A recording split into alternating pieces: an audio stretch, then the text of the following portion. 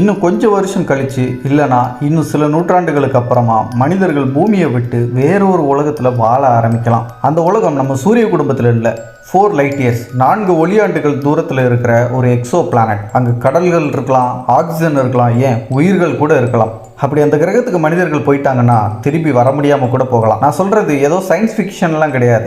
NASA, European space agency, James web telescope கூட அந்த கிரகங்களை இப்போ வரைக்கும் தொடர்ந்து கண்காணிச்சுக்கிட்டு ஆய்வு பண்ணிட்டு வராங்க. அந்த கிரகத்துடைய பேர் தான் ப்ராக்சிமா சென்டாரி பி அப்படின்னு அழைக்கப்படுது. இன்றைக்கி நம்ம பார்க்க போகிறது கூட நம்ம பூமியை விட்டு மனிதர்கள் முதல் காலடியை இன்னொரு வேற்று உலகத்தில் பதிக்கிறதுக்கு அதிக வாய்ப்பு இருக்கிற கருதப்படுற எக்ஸோ பிளானட்டை பற்றி தான் பார்க்க போகிறோம். வீடியோ உண்மையிலேயே ரொம்ப இன்ட்ரெஸ்டிங்காக இருக்கும். வீடியோ கொஞ்சம் கூட ஸ்கிப் பண்ணாமல் ஃபுல்லாக பாருங்கள். நம்ம சேகரேஷன் சேனலில் இதான் முதல் தடவை பார்க்குறீங்கன்னா சேனலை சப்ஸ்கிரைப் பண்ணி பெல் நோட்டிஃபிகேஷனை ஆலில் செட் பண்ணி வச்சுக்கோங்க. வீடியோ பார்த்து முடிச்சதுக்கப்புறம் வீடியோக்கு ஒரு லைக் கொடுக்கவும் மறந்துடாதீங்க.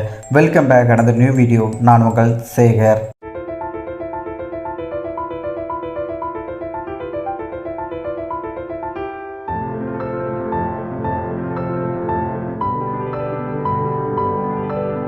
முதல்ல ஒரு எக்ஸோ பிளானட்னா என்ன?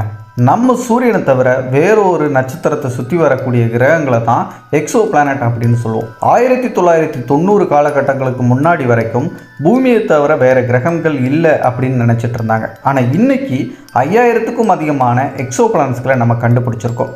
அதில் சில கிரகங்கள் நெருப்பு மழை பொழியக்கூடிய கிரகங்களாக இருக்குது. இன்னும் சில கிரகங்கள் முழுக்க கடலால் மூடப்பட்டிருக்கு. ஜூபிட்டர் மாதிரியான கேஸ் பிளானட் கூட நம்ம கண்டுபிடிச்சிருக்கோம். ஆனால் விஞ்ஞானிகள் தேடுறது பூமி மாதிரியான ஒரு கிரகம் எங்கே இருக்குது. அந்த மிகப்பெரிய தேடலினுடைய வெற்றி தான் இந்த ப்ராக்சிமா சென்டாரி பி அப்படிங்கிற எக்ஸோ பிளானட். சுமார் நம்ம பூமியிலிருந்து 4.24 ஒளியாண்டுகள் தொலைவில் இருக்கிற ஒரு ட்ரிபிள் ஸ்டார் சிஸ்டத்தோடைய பேர் தான் ஆல்ஃபா சென்டாரி சிஸ்டம் அப்படின்னு சொல்லப்படக்கூடிய ஒரு ஸ்டார் சிஸ்டம். பூமியிலிருந்து ஒளியின் வேகத்தில் பயணிச்சா கூட இந்த ஸ்டார் சிஸ்டத்தை அடையிறதுக்கு 4.5 வருடங்கள் ஆகும். அந்த அளவுக்கு ரொம்ப தொலைவில் இருக்கிற ஒரு ஸ்டார் சிஸ்டம். இது ஆக்சுவலாக ட்ரிபிள் ஸ்டார் சிஸ்டம், 3 நட்சத்திரங்கள் இருக்கக்கூடிய ஒரு நட்சத்திர குடும்பம். இதில் Alpha Centauri A and B, அதுக்கப்புறம் 3ஆவதாக இருக்கக்கூடிய நட்சத்திரத்தோட பேர் தான் ப்ராக்சிமா சென்டாரி அப்படின்னு அழைக்கப்படுற 3ஆவது நட்சத்திரம். இந்த ப்ராக்சிமா சென்டாரி அப்படிங்கிற இந்த நட்சத்திரம் மற்ற 2 நட்சத்திரத்தையும் தொலைவில் இருந்து சுற்றி வர வந்துகிட்டு இருக்கு. இந்த ப்ராக்சிமா சென்டாரி அப்படின்னு சொல்லப்படுற இந்த நட்சத்திரத்தை சுற்றி வரக்கூடிய ஒரு கிரகத்தோட பேர் தான் ப்ராக்சிமா சென்டாரி பி அப்படின்னு பேர் வைக்கப்பட்டிருக்க ஒரு எக்ஸோ பிளானட். முதல்ல ஒரு விஷயத்தை கிளாரிஃபை பண்ணிக்கிறேன். இந்த ப்ராக்சிமா சென்டாரி பி அப்படிங்கிற இந்த எக்ஸோ பிளானட்டை எதுக்கு மனிதர்கள் முதல்ல காலடி பதிக்கிறதுக்கு அதிக வாய்ப்பு இருக்குது சொல்லப்படக்கூடிய ஒரு பிளானட்டாக இந்த எக்ஸோ பிளானட் இருக்குது அப்படிங்கிறதுக்கான விடை பார்த்திங்கன்னா சில விஷயங்கள் காரணங்களாக சொல்லப்படுது. இது வரைக்கும் நம்ம நடத்தப்பட்ட ஆய்வுகள் அடிப்படையில். அந்த வகையில் அதோடைய நட்சத்திரத்திலிருந்தே தொடங்கும். இதோடைய நட்சத்திரம் அப்படிங்கிற அந்த ப்ராக்சிமா சென்டாரி அப்படிங்கிற நட்சத்திரம் நம் சூரியன் மாதிரியான நட்சத்திரம் கிடையாது. இது நம்ம சூரியனோட சைஸை விட சின்னதாக இருக்கக்கூடிய ரெட் டுவார்ஃப் நட்சத்திரம் அப்படின்னு அழைக்கப்படுற சிகப்புக்குள்ள நட்சத்திரம். இந்த வகை நட்சத்திரங்கள் சூரியனோட சின்னதாக இருக்கும். அதே நேரத்தில் அது வெளிப்படுத்தக்கூடிய வெப்பம், வெளிச்சம் இது ரெண்டுமே நம்ம சூரியனை விட பாதி அளவுக்கும் கம்மியாக தான் அதோடைய பிரைட்னஸ் அண்ட் ஹீட் அப்படிங்கிறது இருக்கும். பொதுவாக சயின்டிஸ்ட்டுங்க இது வரைக்கும் கண்டுபிடிச்சிருக்கக்கூடிய ஆயிரக்கணக்கான எக்ஸோ பிளானட்ஸ்களில் அது சுற்றி வரக்கூடிய ஒவ்வொரு பிளானட்டும் சுற்றி வரக்கூடிய அந்த ஸ்டார்ஸ் என்ன மாதிரியான டைப் ஸ்டாருங்கிறத ஃபஸ்ட்டு அப்சர்வ் பண்ணி அதை கண்டுபிடிப்பாங்க. ஏன்னா அந்த ஸ்டாரை வச்சு தான் அதை சுற்றி வரக்கூடிய அந்த கிரகத்தில் லைஃப் பாசிபிளா இல்லையா அப்படிங்கிறதெல்லாம் தெரியும். அந்த வகையில் இந்த ஸ்டார் அப்படிங்கிறது ஒரு ரெட் டுவார்ஃப் நட்சத்திரம் அப்படிங்கிறதுனால இந்த ஸ்டாரை சுற்றி ஏதாச்சும் கிரகம் வளம் வந்துச்சுன்னா அங்கே லைஃப் பாசிபிள் இருக்கிறதுக்கு வாய்ப்பு இருக்குது அப்படின்னு விஞ்ஞானி நம்புகிறாங்க. அது எப்படிப்பா, நம்ம சூரியன் மாதிரியான சூரியன் கிடையாது, அப்போ எப்படி அந்த நட்சத்திரம் சுற்றி வரக்கூடிய ஒரு கிரகத்தை லைஃப் பாசிபிள் இருக்கலாம் அப்படின்னு சயின்டிஸ்டை சொல்ல முடியும் அப்படின்னு கேட்டிங்கன்னா அதுக்கு காரணமும் இருக்குது. அது என்ன காரணம்னா, இப்போ நம்ம சூரியன் மாதிரியே ஒரு நட்சத்திரம் இருக்குது அப்படின்னா அதுவும் லைஃப் பாசிபிளாக இருக்கக்கூடிய ஒரு ஸ்டார் சிஸ்டமாக கருதப்படும். ஆனால் இந்த மாதிரி ரெட் டுவார்ஃப் நட்சத்திரங்கள் இருக்கக்கூடிய ஸ்டார் சிஸ்டமும் அதே மாதிரி கேட்டகரிலாம் கொண்டு வருவாங்க. அதுக்கு முக்கிய காரணம் முதல்ல சொன்ன மாதிரி இந்த வகை நட்சத்திரங்களுடைய அந்த டெம்பரேச்சர் அப்படிங்கிறதும் அதோடைய பிரைட்னஸ் அப்படிங்கிறது நம்ம சூரியனோட கம்மியாக இருக்கும். எல்லாத்த விட ஹைலைட்டான விஷயம், அந்த ரெட் டுவார்ஃப் நட்சத்திரங்களுடைய ஆயுள் காலம் அப்படிங்கிறது நம்ம சூரியனை விட ரொம்ப ரொம்ப ரொம்ப அதிகம். ட்ரில்லியன் இயர்ஸ் வரைக்கும் அந்த நட்சத்திரங்கள் ஆயுள் காலத்தை கொண்டிருக்கு. ஸோ அந்த மாதிரி அதிக ஆயுள் காலம் கொண்ட நட்சத்திரங்களாக இருக்கிறதுனால அது சுற்றி ஒரு கிரகம் வந்துச்சுன்னா அந்த நட்சத்திரத்தோடைய டெம்பரேச்சர் அந்த மாதிரி விஷயங்கள்லாம் கொஞ்சம் கரெக்டாக இருந்துச்சு அப்படின்னா அந்த நட்சத்திரத்தோடைய ஹேபிடபிள் ஜோனில் ஒரு பிளானட் இருக்கிற பட்சத்தில் அந்த பிளானட்டில் உயிர்கள் உருவாகி பரிணமிச்சு இன்றைக்கி நம்ம மனிதர்கள் எப்படி பூமியில் வந்து பரிணமிச்சு எல்லா உயிர்களும் வந்திருக்கோ, மனிதன் உட்பட எல்லாம் வந்திருக்கோ, அதே மாதிரி அதுக்கு டைம் அப்படிங்கிற பூமியை காட்டிலும் அதிகமாக கிடைக்கும். ஸோ அந்த காரணத்தினால தான் அந்த நட்சத்திரத்தோட ஆயுள் காலம் அப்படிங்கிறது அதிகமாக இருக்கிறனால ரெட் டுவார்ஃப் நட்சத்திரங்கள் பக்கத்துலேயும் ஃபோக்கஸை வந்து சயின்டிஸ்ட்டுங்க அதிகமாக வைக்கிறாங்க. அந்த மாதிரி ஏதாவது ஸ்டார் சிஸ்டத்தில் ஏதாச்சும் ஒரு கிரகம் வள வருதா இல்லையா அப்படிங்கிறத கண்டுபிடிக்கிறதுல, அதுவும் குறிப்பாக பூமி மாதிரி ராக்கி பிளானட் தரைப்பகுதியில் இருக்கக்கூடிய கிரகங்கள் ஏதாச்சும் இருக்கா அப்படிங்கிறத கண்டுபிடிக்கிறதுல. ஸோ இந்த ஸ்டாரும் அப்படிங்கிறது ஒரு ரெட் டுவார்ஃப் ஸ்டார் தான். அதை சுற்றி வரக்கூடிய கிரகத்தை 2016 சயின்டிஸ்ட்டுங்க கண்டுபிடிச்சு கன்ஃபார்ம் பண்ணாங்க. அண்ட் அது பூமி மாதிரியான ஒரு கிரகமா அப்படின்னு கேட்டால் எஸ், அது பூமி மாதிரி ஒரு ராக்கி பிளானட்டாக தான் இருக்கலாம் அப்படின்னு சயின்டிஸ்ட்டுங்க கெஸ் பண்ணியிருக்காங்க இது வரைக்கும் கிடைச்ச டேட்டாஸ்கள் அடிப்படையில். ஸோ அது ராக்கி பிளானட் அப்படிங்கிறதையும் தாண்டி பூமியோட கம்பேர் பண்ணால் என்னென்ன விஷயங்கள்லாம் அந்த பிளானட்டில் வித்தியாசமாக இருக்குது அப்படின்னா, பூமியை விட கொஞ்சம் சைஸில் அந்த பிளானட் அப்படிங்கிறது பெருசு. அண்ட் நிறை அப்படிங்கிறது வரும்போது கூட பூமியை விட கொஞ்சம் நிறையில் அதிகமாக இருக்கக்கூடிய கிரகம் தான். உங்களுக்கு புரிகிற மாதிரி நம்பர்ஸில் சொல்லணும்னா, இந்த பிளானட்டோடைய அந்த மாஸ் அப்படிங்கிறது பூமியை விட 1.17 மடங்கு அதிகமாக இருக்குது. பட் அந்த பிளானட்டோடைய அந்த 1 டே ரொட்டேஷன் அப்படிங்கிறது என்ன மாதிரி இருக்குது அப்படின்னு சொல்லிட்டு இப்போதைக்கு தெரியல. பட் ஆனால் அந்த நட்சத்திரத்தை அது எவ்வளோ நாட்களுக்கு ஒருக்க சுற்றி வருது அப்படிங்கிறத கண்டுபிடிச்சிருக்காங்க. அதை அடிப்படையில் பார்க்கும்போது பூமியில் ஒரு வருஷம் அப்படிங்கிறது, அதாவது சூரியனை சுற்றி வரக்கூடிய அந்த நிகழ்வு அப்படிங்கிறது நடக்கிறது 365 நாட்கள் அப்படிங்கிறது எடுத்துக்குது.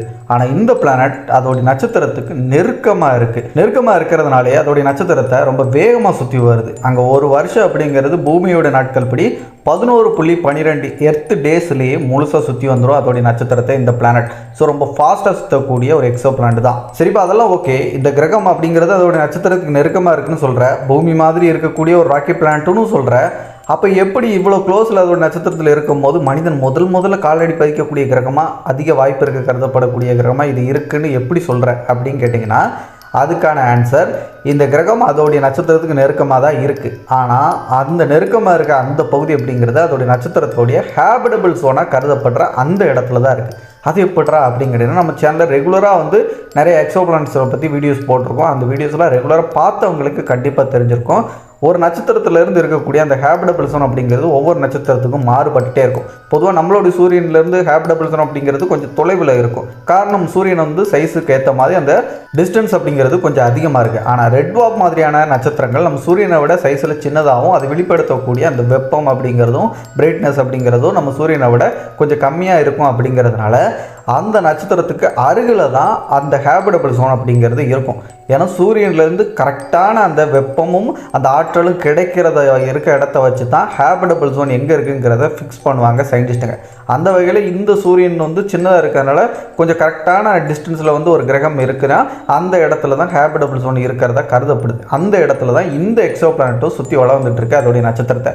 ஸோ ஹேபிடபிள் ஜோனில் இருக்கக்கூடிய கிரகங்களில் தண்ணீர் அப்படிங்கிறது லிக்விட் ஃபார்மில் இருக்கிறதுக்கு அதிக பாசிபிலிட்டிஸ் இருக்குது அப்படின்னு சொல்கிறாங்க. நம்ம பூமியை அதுக்கு உதாரணம். ஹேபிடபிள் ஜோனில் இந்த பிளானட் இருக்குது. ஆனால் இங்கே தான் பயங்கரமான பிரச்சனை அப்படிங்கிறதும் இருக்குது. பிராக்சிமா சென்டாரி அப்படிங்கிறது ஒரு ரெட் டுவார்ஃப் நட்சத்திரம். அப்போது இந்த ரெட் டுவார்ஃப் நட்சத்திர வகைகள் நட்சத்திரங்கள் எப்போவுமே அதிகப்படியான ரேடியேஷன் பிளாஸ்ட்டுகளை அப்பப்போ வெளிப்படுத்தும். இந்த ரேடியேஷன் பிளாஸ்ட்டை ஃபேஸ் பண்ணக்கூடிய சுற்றி வரக்கூடிய கிரகங்கள் கண்டிப்பாக பாதிப்புக்குள்ளாகும். எந்த அளவுக்கு பாதிப்பு உண்டாக்கும் அப்படின்னா, ஒரு சில நிமிடங்கள்லேயே அந்த பிளாஸ்ட் நடந்த ஒரு சில நிமிடங்கள்லேயே அது ஃபேஸ் பண்ணக்கூடிய அந்த எக்ஸோ பிளானட்டோடைய அந்த அட்மாஸ்பியர் அப்படிங்கிறது மொத்தமாக அழிஞ்சே போயிடும் சில நிமிடங்கள்லேயே. அப்போ எந்த அளவுக்கு அந்த ரேடியேஷன் பிளாஸ்டோடைய தாக்கம் அப்படிங்கிறத அந்த பிளானட்டுக்கு இருக்கணும் அப்படிங்கிறத கற்பனை பண்ணி பாருங்கள். சேம் இந்த பிளானட்டும் அதே மாதிரியான விஷயங்களை ஃபேஸ் பண்ணுற பட்சத்தில் அட்மாஸ்பியர் இருக்கா இல்லையா அப்படிங்கிற கன்ஃபியூஸ் இன்னைக்கு வரைக்கும் இருந்துகிட்ருக்கு. அப்படி இருந்துச்சுனாலும் இந்த ரேடியேஷன் பிளாஸ்ட்டை வந்து தாக்கு பிடிக்கிற அளவுக்கு அதோடைய அட்மாஸ்பியர் அப்படிங்கிறது நம்ம பூமிக்கு இருக்கிற மாதிரி ஸ்ட்ராங்காக இருக்குமா, அதோடைய மேக்னெட் ஃபீல்ட் என்னமா இருக்கும் அப்படிங்கிறதெல்லாம் தெரியவே இல்லை.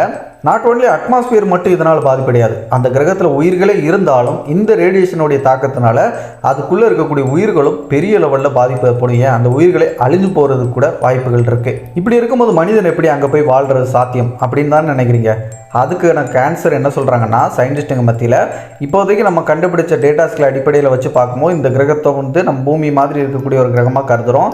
அண்ட் அதை தாண்டி அதோடைய நட்சத்திரம் அப்படிங்கிறது ஒரு ரெட் டுவார்ஃப் நட்சத்திரமாக இருக்கிறனால லைஃப் பாசிபிளுக்கு கொஞ்சம் வாய்ப்புகள் இருக்குது. பட் அந்த ரேடியேஷனுடைய தாக்கத்தை சமாளிக்கிற மாதிரி ஒரு அட்மாஸ்பியர் இந்த கிரகத்துக்கு இருக்குது அப்படிங்கிறது கன்ஃபார்ம் செய்யப்பட்டாலோ, எனக்கு பொறுத்த வரைக்கும் அது அட்மாஸ்பியர் இருக்கா இல்லையாங்கிறது தெரியல. அப்படி கன்ஃபார்ம் செய்யப்பட்டுச்சுன்னா அந்த ரேடியேஷனை தாக்குப்பிடிக்கிற அளவுக்கு இருக்கும்போது கண்டிப்பாக அங்கே உயிர்களும் வாழ்கிறதுக்கான வாய்ப்புகள் இருக்கும்.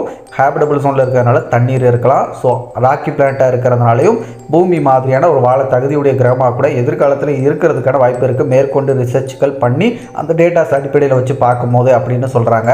ஃபைனலாக ஒரு பிக் கொஸ்டின், இப்போ பூமியை விட்டு மனிதன் இந்த கிரகத்துக்கு பயணிக்கணும் அப்படின்னு முடிவு எடுக்கிறான்னா அங்கே போய் சேர முடியுமான்னு கேட்டால் இன்றைக்கி இருக்க டெக்னாலஜியை வச்சு நம்மளால் கண்டிப்பாக அங்கே போய் சேரவே முடியாது. ரீசன் இன்றைக்கு இருக்கக்கூடிய அதிநவீன ரொம்ப தொழில்நுட்பத்தில் அட்வான்ஸாக இருக்கக்கூடிய ரொம்ப வேகமாக செல்லக்கூடிய ஸ்பேஸ் கிராஃப்டாக இருக்கட்டும், வாயேஜர் மாதிரியான விண்கலன் கூட இந்த பிளானட்டை ரீச் பண்ணுறதுக்கு 70,000 வருஷங்கள் ஆகும். ஒளியோட வேகத்தில் சென்றால் மட்டும்தான் 4.24 ஒளி ஆண்டுகள் ஆகும். அதாவது 4.5 வருடங்கள் அப்படிங்கிற அளவுக்கு ஆகும். ஆனால் இன்றைக்கி இருக்க டெக்னாலஜியோட ஸ்பீடை யூஸ் பண்ணி போனால் 70,000 வருஷங்கள் ஆகும். ஸோ போகிறதுக்கு சாத்தியமே இல்லை. பட் இன்றைக்கி தான் அது இம்பாசிபிள். ஃப்யூச்சரில் அது பாசிபிளாக மாறலாம். ஃபியூஷன் இன்ஜின் மாதிரியான தொழில்நுட்பங்களை நம்ம கண்டுபிடிச்சிட்டோம்னா கண்டிப்பாக நம்மளால் அந்த பிளானட்டுக்கு போக முடியும். இதெல்லாம் கேட்கும் போது ஏதோ சயின்ஸ் ஃபிக்ஷன் மாதிரியான விஷயங்களாக உங்களுக்கு தோணலாம், பாசிபிளே இல்லாத விஷயத்தை பேசிகிட்டு இருக்க அப்படின்னு. பட் இன்றைக்கும் ரிசர்ச் அப்படிங்கிறது இது சம்மந்தமாக போயிட்டு தான் இருக்குது. ஃபார் எக்ஸாம்பிள் எலான் மஸ்க் மாதிரியான நம்ம ஸ்பேஸ் எக்ஸ் நிறுவனங்கள் அப்படிங்கலாம் எடுத்துக்கிட்டால் அவங்க மனிதர்களை வேறு ஏதாச்சும் ஒரு கிரகத்துக்கு வாழ வைக்கிறதுக்கு அனுப்புறதுக்கு ஏற்ற மாதிரியான டெக்னாலஜியில் கொஞ்சம் கொஞ்சமாக ரிசர்ச் பண்ணி அதை டெவலப் பண்ணிகிட்டே வராங்க. ஸோ இப்போது அது இம்பாசிபிளாக இருந்தாலும் ஃப்யூச்சரில் அந்த டெக்னாலஜியை நம்ம அடைஞ்சிட்டோம்னா பாசிபிளாக மாறுறதுக்கான அதிக சான்ஸ் இருக்கிறதா விஞ்ஞானிகள் மத்தியிலையும் நிறையா இது சம்மந்தமாக ரிசர்ச் பண்ணுறவங்க மத்தியிலும் பேசக்கூடிய ஒரு விஷயமா இருக்குது. மனிதன் பூமியை விட்டு வேற ஒரு கிரகத்தில் போய் வாழ்கிறதுக்கான வாய்ப்புகள் இருக்கா? அந்த கிரகம் இந்த ப்ராக்சிமா சென்டாரி பி அப்படிங்கிற இந்த பிளானட்டாக கூட இருக்கலாமா? இல்லை நம்ம இன்னும் அந்த மாதிரியான கிரகங்களை எதுவும் கண்டுபிடிக்கலையா? இதுக்கெல்லாம் விட இன்றைக்கி தெரியாது அப்படின்னு சொன்னாலும் ஆனால் ஒரே ஒரு விஷயத்தை உறுதியாக சொல்ல முடியும், மனிதனுடைய மிகப்பெரிய அடுத்த பயணம் அப்படிங்கிறது விண்வெளியாக தான் இருக்க போகுது. இதை பற்றி நீங்கள் என்ன நினைக்கிறீங்க? மறக்காமல் கமெண்டில் உங்களுடைய கருத்துக்களை பதிவு பண்ணுங்கள். இந்த வீடியோ பிடிச்சிருந்துச்சி, யூஸ்ஃபுல்லாக இருந்துச்சுன்னா இப்போவே இந்த வீடியோக்கு ஒரு லைக் கொடுத்து எனக்கு சப்போர்ட் பண்ணுங்கள். அண்ட் இதே மாதிரி நிறைய ஸ்பேஸ் அண்ட் சயின்ஸ் ரிலேட்டடான வீடியோக்களை தொடர்ந்து தமிழில் தெரிஞ்சுக்கிறதுக்கு நம்ம சேனலை இன்னும் கூட சப்ஸ்கிரைப் பண்ணாமல் இருக்கீங்கன்னா ஜஸ்ட் சப்ஸ்கிரைப் பண்ணி பெல் நோட்டிஃபிகேஷனை ஆலில் செட் பண்ணி வச்சுக்கோங்க. அப்போ தான் நான் பிடிக்கக்கூடிய ஒவ்வொரு வீடியோஸையும் நீங்கள் தவறாமல் பார்க்க முடியும். அடுத்த ஒரு சூப்பரான வீடியோ நான் உங்களை சந்திக்கும் வரை நான் உங்கள் சேகர். பாய் பாய்.